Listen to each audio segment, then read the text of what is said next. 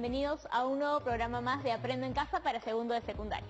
Hoy vamos a seguir aprendiendo sobre ciencias sociales con un recorrido por la historia de nuestro hermoso país.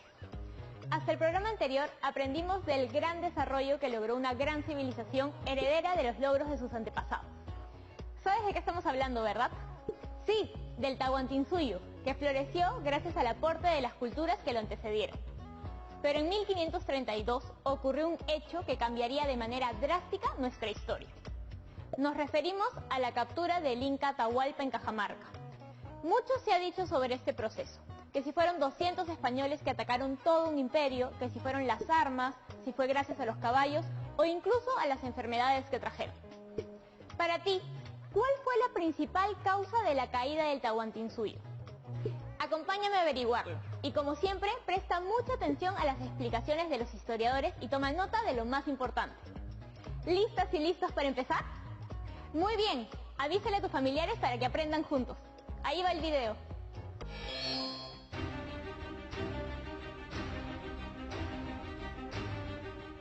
Cristóbal Colón llegó a América en 1492. Y el encuentro de Pizarro y Atahualpa en Cajamarca se produjo en 1532. Habían pasado 40 largos años entre un hecho y otro. Es decir, al momento de la captura del Inca, los españoles tenían ya 40 años de experiencia en conquistas en el Nuevo Mundo. La conquista fue la punta de lanza en América de la expansión de los imperios europeos.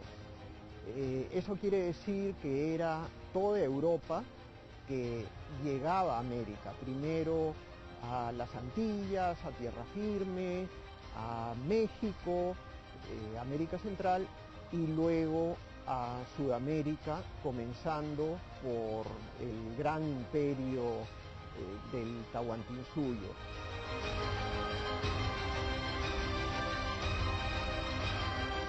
Pues cuando vinieron al Perú venían ya preparados para una conquista, armados hasta los dientes. Todos los tipos de armamento que se conocían hasta ese momento. Hasta tenían un pelotón de perros, galgos, para cazar seres humanos. Francisco Pizarro era un hombre de su tiempo, un hombre de guerra, un experimentado capitán que había combatido en 1 y 1000 batallas. Había sido uno de los fundadores de Panamá, además de alcalde, regidor y visitador. Tocar el tema de los conquistadores es tocar su sistema de creencias. En principio es un hombre del antiguo régimen, es un hombre de cabeza, me atrevería a decir, medieval, a pesar de vivir cronológicamente en el mundo moderno, ¿no? El conquistador es un guerrero, el conquistador es un cruzado, el conquistador es un sujeto que, hablando en términos cervantinos, a hacer entuertos, es decir, a hacer justicia, proyectar la cristiandad, a ampliar la cristiandad y, en el camino, a hacerse rico. Pero ese hacerse rico no significa la riqueza por la riqueza. La riqueza no es un valor en sí, la riqueza es un medio para sostener el estatus, porque el estatus en el antiguo régimen era mucho más importante que el poder económico. Para el momento en que Pizarro se dispuso a comandar la expedición al Tahuantinsuyo, era ya un hombre de una considerable fortuna. Uno de los mitos de la expedición de conquista es que, al igual que Colón, que también es erróneo en el caso de Colón, se sacó a la gente que estaba en las cárceles para traerlas a América. Eso no es así. Cada conquistador era por sí mismo un pequeño empresario.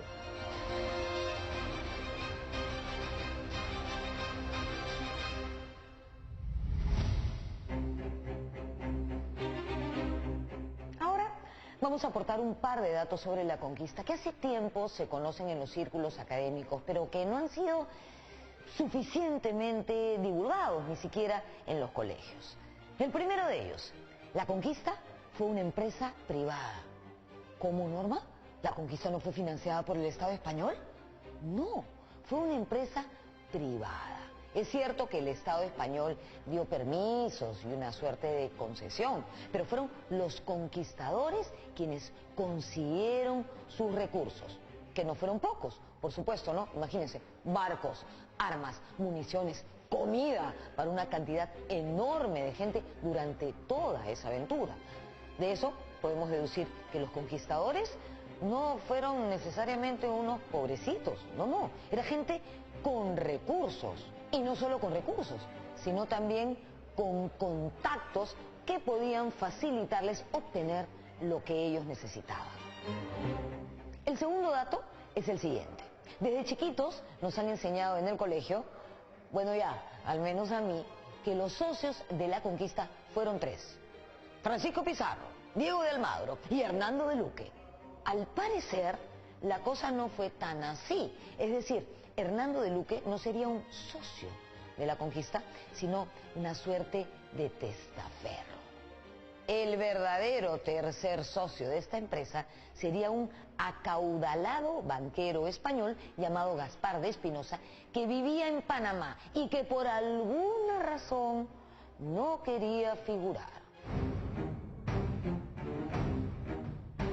El primer viaje de conquista lo emprendió Pizarro en 1524, junto a 100 soldados y algunos perros de guerra. Luego de duros enfrentamientos con los naturales, en los que Pizarro y Almagro quedaron muy afectados, Almagro incluso perdió un ojo, ellos emprendieron el retorno. En el segundo viaje ocurrieron varios hechos significativos. Primero, el secuestro de los tres muchachitos, unos comerciantes costeños que navegaban en una balsa y a los que convirtieron en intérpretes.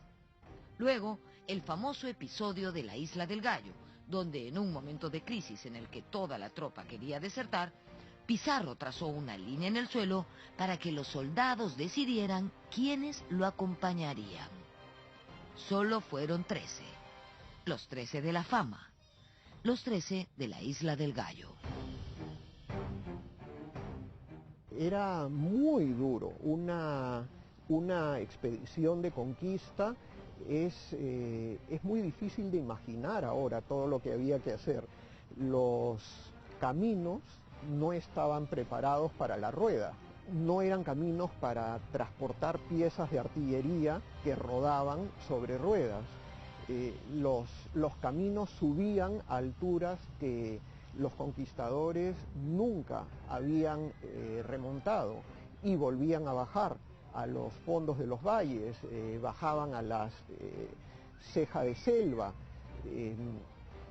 Había que llevar la comida con uno mismo, los cerdos, las gallinas o lo que fuese, uno lo tenía que llevar porque no tenía latas ni comida refrigerada.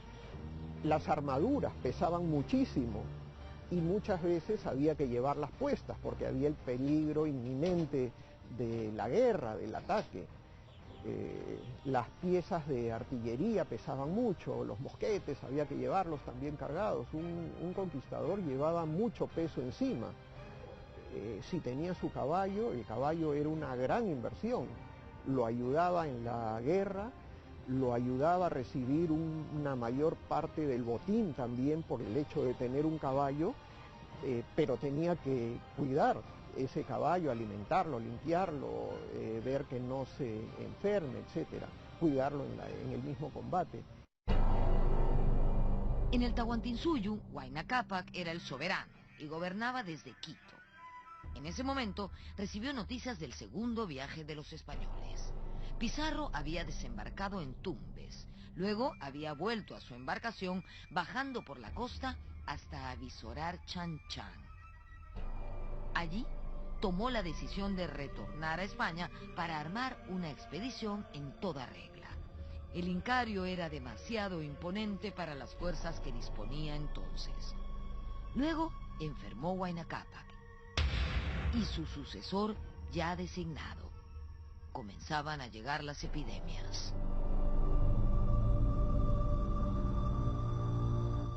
Ocho años antes que los españoles a Perú. En 1524 hay una gran peste que mata al propio Inca. y que por todos los relatos, evidencias es viruela. ¿Cómo llegó la viruela? Bueno, posiblemente contacto de indios Panamá, que entraron en contacto con estos comerciantes chinchas y que trajeron la enfermedad, ¿no?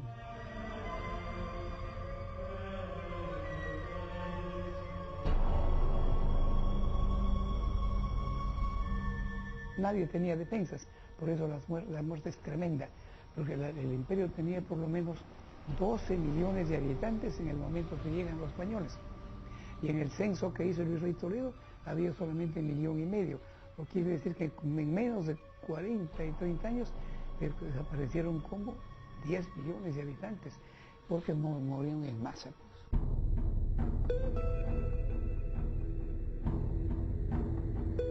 Antes de emprender el tercer y definitivo viaje de conquista, Pizarro y sus socios decidieron negociar directamente con la corona. Fue así que se firmó la capitulación de Toledo. La corona daba el marco jurídico global para la empresa de conquista, la corona aportaba ciertos beneficios, el monopolio de la conquista, la corona tenía siempre la amenaza final de la fuerza para proteger los convenios que ella hacía. Por ejemplo, en el caso del Perú, le dio a Pizarro la autorización para emprender la conquista del Perú, pero a la vez le dijo, tú puedes traer tantos esclavos libres de impuestos, puedes traer piezas de artillería, puedes comprar tantas piezas de artillería y la corona te va a reembolsar esto, claro, con el propio botín que tú consigas, pero te lo va a reembolsar.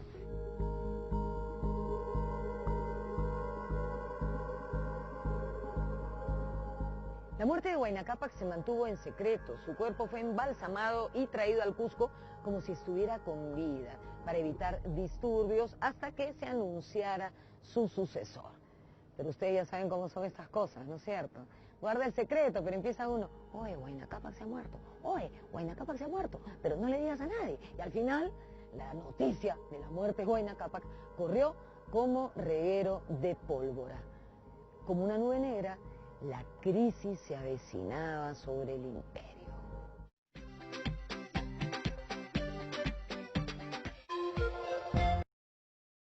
En su prestigio, el poder.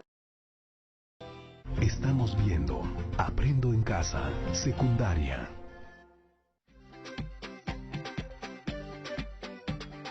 Las guerras fratricidas entre Huáscar y Atahualpa, que se produjeron luego de la muerte de su padre, el inca Huayna Cápac, no fueron un fenómeno extraño ni único en la historia andina. Ambos hermanos ambicionaron el poder del Tahuantinsuyo. Atahualpa se rebeló contra Huáscar cuando éste se estableció en el Cusco. María Rostorovsky se refiere duramente a Huáscar, le da un poquito con palo, la verdad, señalando que él no se ocupó de ganar el respeto ni amistad de los generales que habían defendido a su padre, el inca Huayna Cápac. Tampoco se ocupó de conservar su prestigio entre los nobles cusqueños. Rostorovsky dice además que Huáscar era cruel, violento, desatinado y pusilánime.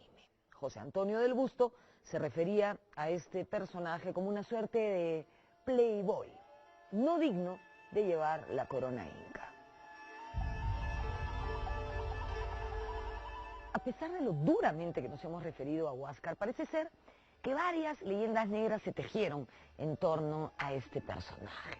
Lo cierto es que el trasfondo de esta guerra lo deja mucho mejor parado. ¿Por qué? Parece ser que Huáscar quería hacer varias reformas en el Estado.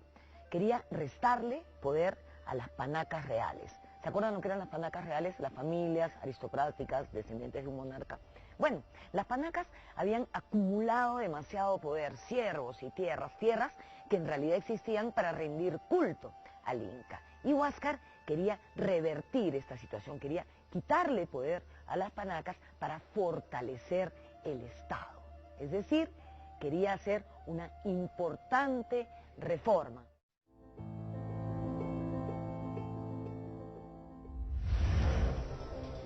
Atahualpa cayó en una primera batalla, preso a manos de los Cañaris, un grupo étnico situado en la sierra del Ecuador actual. Pero esa misma noche se escapó de prisión.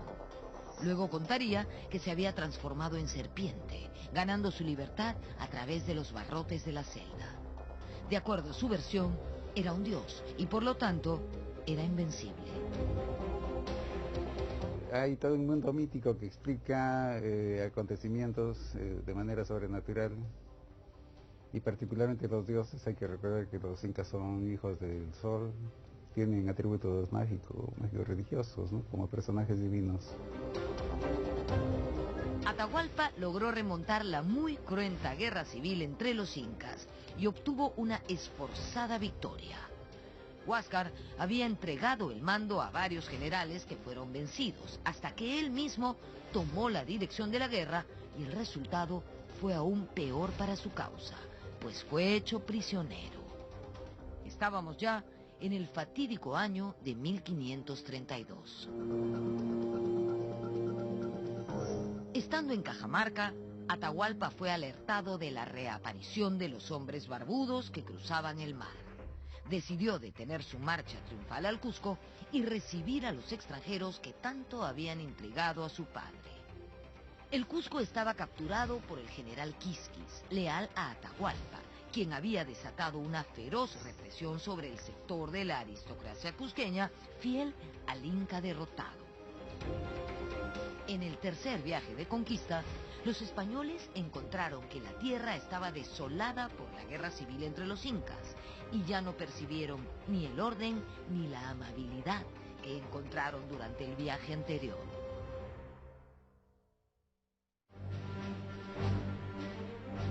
El 15 de noviembre de 1532, la hueste española entró a Cajamarca. De acuerdo a lo convenido con Apo, la ciudad estaba prácticamente abandonada y la plaza vacía. Pero durante la entrada, en cada elevación, los españoles encontraron pertrechos y campamentos militares. Una vez en Cajamarca, Pizarro dispuso a su gente en 3 grupos guarecidos en las callancas de la plaza.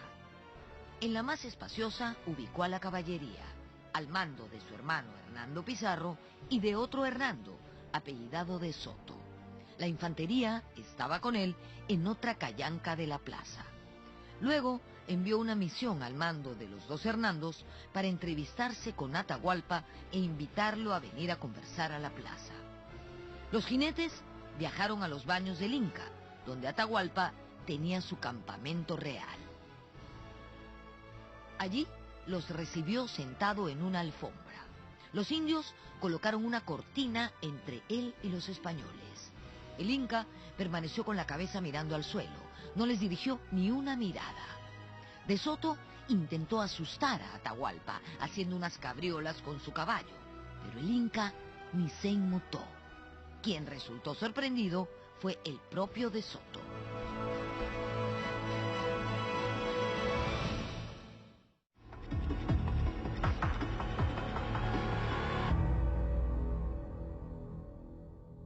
En la mañana del sábado 16 de noviembre de 1532, el día final, Atahualpa inició ritos que fueron seguidos por el ejército. Eran cantos rítmicos incesantes, acompañados por coreografías en el sitio, sin desplazarse. Después del mediodía, los españoles se desesperaron y enviaron a uno de ellos a pie a apurar al Inca. Llegó hasta el campamento de Atahualpa, pero los indios no le prestaron mayor atención y continuaron con su ceremonia. Hacia las 3 de la tarde, el Inca inició su marcha hacia Cajamarca. Ingresó a la plaza de armas en andas, cargado por miembros del grupo étnico de Lucanas, quienes tenían en gran honra ser los porteadores del soberano. También en andas, aunque detrás, se hallaba el señor del Chinchaysuyu, quien pereció más tarde ese mismo día.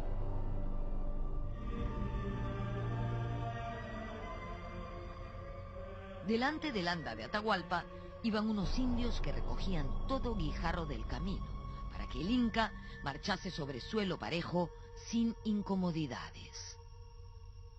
Detrás de Atahualpa iban los músicos y una enorme comparsa que marchaba rítmicamente. No entró a la plaza ningún guerrero inca, todos quedaron fuera. El Inca entró de ese modo porque iba a conversar con los españoles e invitarlos a pasarse a su bando. Seguramente estaban muertos de miedo por las amenazas que habían podido percibir. Yo creo que Atahualpa esperaba más una condición de encuentro, de saludo, de medición de fuerzas, de un pulso con los españoles y no una acción directamente de enfrentamiento y de guerra. Y en ese sentido creo que fue sorprendido. Sorprende la ingenuidad de Atahualpa. En eso sí peca de soberbia. La confianza en que se presenta, un poco convencido de que su propia majestad va a paralizar cualquier intento.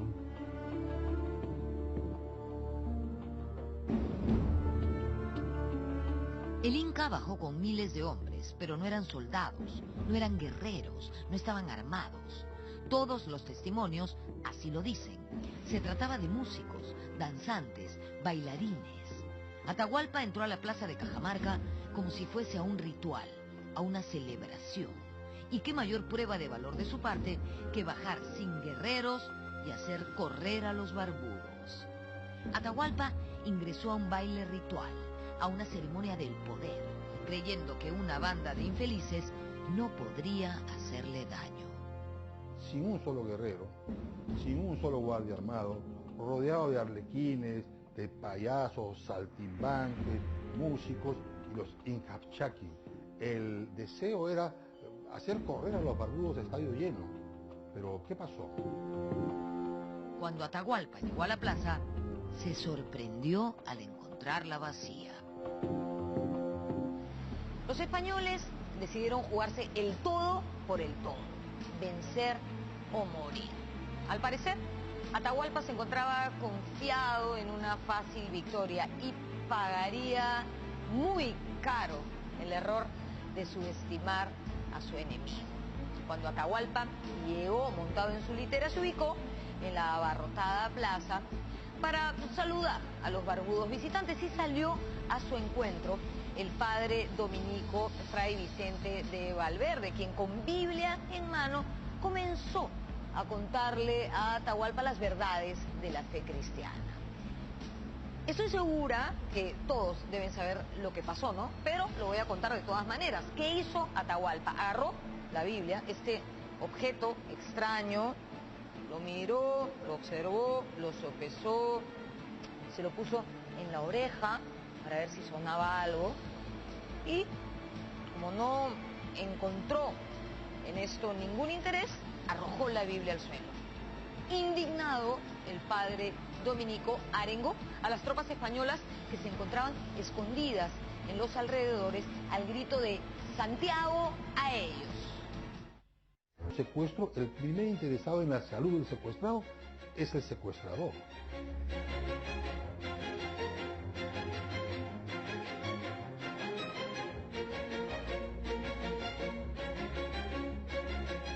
El gran botín de guerra de los conquistadores no fue el oro ni los metales preciosos, sino el acceso a la fuerza de trabajo de los indígenas. Ese fue el gran botín.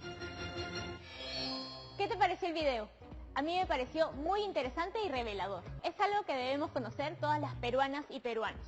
No para lamentarnos o para albergar resentimientos, sino para comprenderla, analizarla y saber cómo se ha formado nuestro país.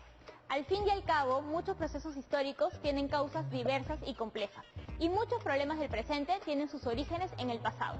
Si les seguimos la pista, quizás podamos resolverlos. Por eso, te voy a dejar un reto. Escribe en tu cuaderno o en tus hojas la siguiente pregunta. ¿Cuál consideras que fue la principal causa de la conquista del Tahuantinsuyo? ¿Y por qué? Elige un título y responde utilizando argumentos que hayas escuchado en el video. No te olvides utilizar conceptos de tipo político, social, económico y cultural.